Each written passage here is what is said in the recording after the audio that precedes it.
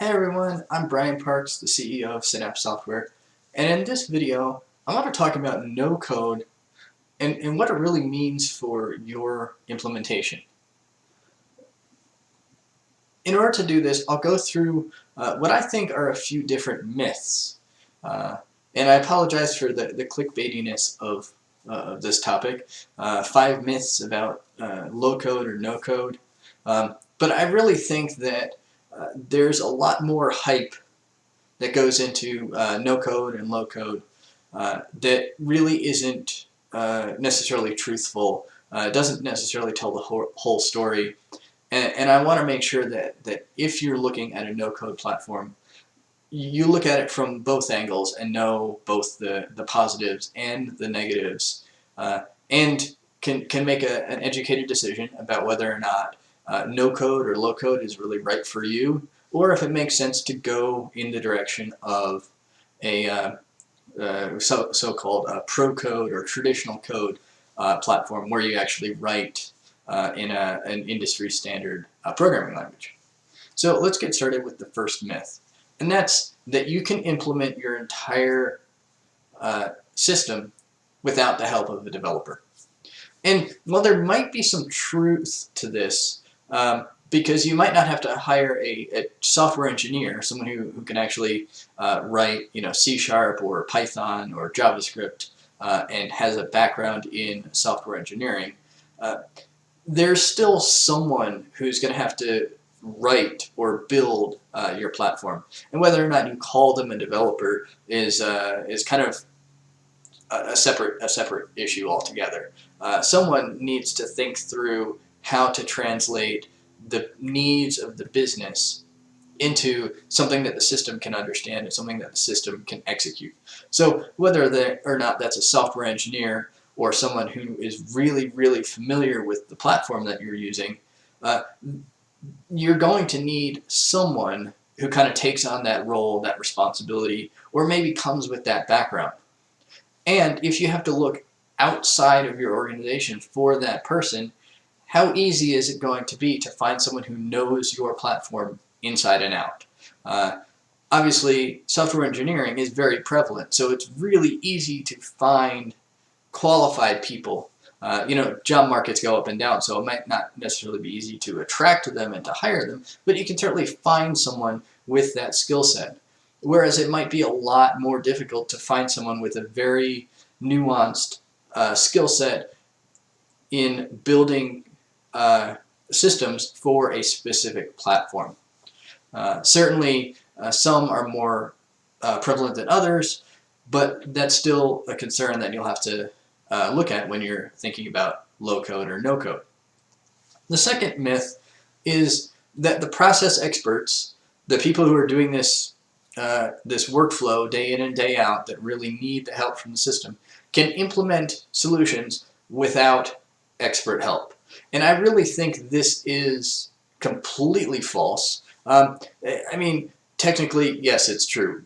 Given a platform that's easy enough to build things in, that anybody can do it, you can certainly build your own workflows into it. That's totally fine. However, if you're looking for sustainability, longevity, maintainability, the ability to have this be accessible to other parts of the organization, it's really important to have someone else involved in the process. And this could be someone who isn't even a code expert or even an expert in the platform. Just someone who can kind of ask deep questions, pressing questions that kind of get to the bottom of what problems are going on, what pain points are being felt, what problems really need to be solved, and how the best way to solve them is, so that you don't end up with tunnel vision. I see my part of the problem and no one else's, and I fix my part of the problem, but maybe it doesn't work for everybody else. And that's really important when it comes to building a system like this. You really want to make sure that the pain points for one department don't create other pain points for other departments, so that all those departments can really work together and everybody can be more productive. The next myth is that by using low-code or no-code, the processes that you build are less prone to bugs or issues. And maybe there is some truth to this. I mean, if you're dealing with bigger building blocks, you can potentially you have fewer connections, so maybe there's less opportunity to introduce bugs there. But at the end of the day, I really think this boils down to the fact that we're all human and humans make mistakes. It doesn't matter whether you're using Legos or Duplos, you're gonna make a mistake. Um, with that in mind, how do you know if you've made a mistake with these bigger building blocks? And is there a way to test the processes that you build using a no-code solution? Is there a way to prove that those systems are correct? Whatever your definition of correctness is. If you go all the way to the mathematical definition of correctness, or just, does it pass QA testing? How do you go through that testing process? That's something to think about when you're picking out a system. Code, having been worked on and developed for decades now, there are very well described processes for determining if code is provable, if code is correct, and ways of testing that code. Some no-code solutions might have ways to test the systems that get built in similar ways to the ways that code is tested, but code definitely can be tested, and with a code-based system, there is probably more likely a way to test that code. Granted, that's something to look at if you're looking at a code-based system as well. If it's a code-based system but there's no way to test things, that could be a red flag as well.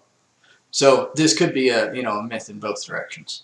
The next myth is that the process can be evolved or augmented more quickly. And as with most of the myths that we've seen, there might actually be some truth to this. I think with most myths, there is some truth that leads to their being kind of propagated. So in this case, maybe there is some truth to this. Maybe the process can be evolved and augmented as new requirements come out. It might be easier to find ways to solve them or address those requirements using a no-code solution. But how do you roll them out? Can you roll them out immediately, or are there operational constraints that prevent you from rolling them out as soon as they're fixed? You might have to wait until Friday evenings. Don't break the system while it's being used. And then let's say you rolled out a process that there was a bug in it, there was some issue with it, and so the data is maybe a little bit corrupted. Maybe a field is missing some values on a few records. How do you fix that? It probably doesn't make sense to go in and try to do everything all at once because you might interrupt the normal flow of business. But that's something that you need to think about. When are you going to fix the data? How are you going to fix the data? If you do things on a Friday afternoon, you can roll out the updated process, then you can fix the data, and you might not have to worry about users getting into the system and putting other records into weird states. But if you're a 24/7 business, maybe Friday afternoons isn't the right way to do it. Maybe you have to wait for a monthly maintenance window or something like that. That's a concern. And then think about what is it that really makes code-based platforms so slow to evolve processes. Is it really an issue with the code that you're writing, or the fact that it's based in code? Or is it really just those operational constraints that maybe whether you're using code or no code, you don't have any control over, you really can't do anything with? So does it matter that with a no-code solution, you can have a fix ready to go minutes after you found a problem? And is it true that with a code solution, you can't have a fix ready to go minutes after you found a problem? What is it? Is it part of the process? Is it lack of capabilities within your organization that makes code so slow? Maybe it's not the code itself, but something else that's going on.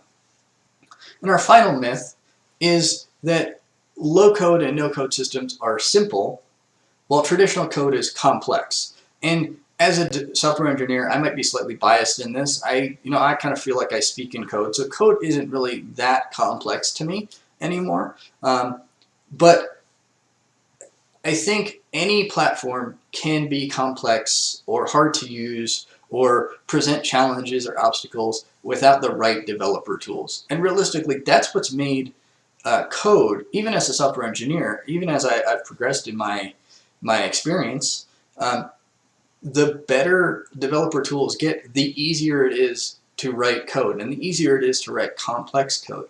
So I really think this boils down to how is the quality of the developer tools in the environment that you're using. Are the developer tools strong and supportive and providing guideposts and documentation for either your no-code options, your drag and drop things? Is that fairly straightforward? Is that easy to understand? Or if you're dealing with code, do you have things like IntelliSense or autocomplete, or other sorts of linting, syntax checking, those sorts of things? Those features can really make or break the simplicity or the complexity of a development environment, whether it be no code or traditional code. Does the platform, does the company behind it support developers with training and documentation? Do you have online documentation, in code documentation, any sort of documentation? And what sort of training, classes or videos or other sorts of resources can people using the platform get access to make their life and their progression through using the system easier, and actually support them in getting their job done? And ultimately, is it clear to someone, whoever takes on this responsibility, is it clear to them how to solve a given problem? To people who are used to working in code, it's usually very easy to see a problem, identify the requirements, and at some level understand the code that needs to be written in order to achieve those requirements. In a no-code solution, you still have that same process that needs to go on. It's just with different building blocks. You look at a workflow that has certain requirements that needs to be implemented in your platform. Does the person who has the responsibility of building that into the platform, can they translate the real world requirements into the building blocks that they have access to? Regardless of what the building blocks are, that is still something, a thought process that needs to happen. So with all that said, what's the right way? Is it some of both? Should you have some no code and some traditional code or pro code? Some might call that kind of middle ground low code. Maybe. I'm not necessarily sure that that's true. I think that you should probably allow both, so that if you have someone who's not familiar with code, they can use a user interface that is familiar to them and that they can understand and is accessible. But if you have someone that wants to write code and they think really well in code type environments, they should be able to write code as well, and the system should take care of translating between the two. Maybe using the code as kind of the least common denominator storage mechanism, because again we get the aspects of provability and correctness by using code, but the UI layer might present it in a no-code presentation for people who don't know code. Or it could just show the code to people who want to see the code. Or maybe there's some middle ground where they can see the code in sort of a drag and drop fashion and do what they want. But the system takes care of presenting it in the right way to the right people. So that's kind of what I think is where we should be going with low code, no code, pro code. Ultimately, there's upsides to both ends of the spectrum and being anywhere along that spectrum. There are also downsides to both, but realistically, I think you should be targeting a platform that fits your organization. If you have no on-staff developers, maybe a no-code solution is the right way to go, because you can ask someone who has a little more of a developer-y mindset to take on this responsibility. Or if you already have on-staff developers, maybe a pro code, traditional code solution is the way to go, because their knowledge will transfer over and they will still feel comfortable. There are multiple different options, and I think it might be a little bit different for every organization. So with that, that's basically this video. Thank you for watching, and if you have any thoughts, comments, questions, concerns, definitely leave a comment below. I'd love for this to be a discussion and to hear your thoughts on why you pursued a no-code solution over a pro-code solution, or vice versa. Share this with your friends and colleagues. I'd love to hear their thoughts as well. And be sure to subscribe to the channel for other content like this, and check out our backlog of previous videos, some along these lines and some actually hands-on, getting into the nitty-gritty of using some of these platforms that I've described. Again, thanks for watching, and I hope you have a great week.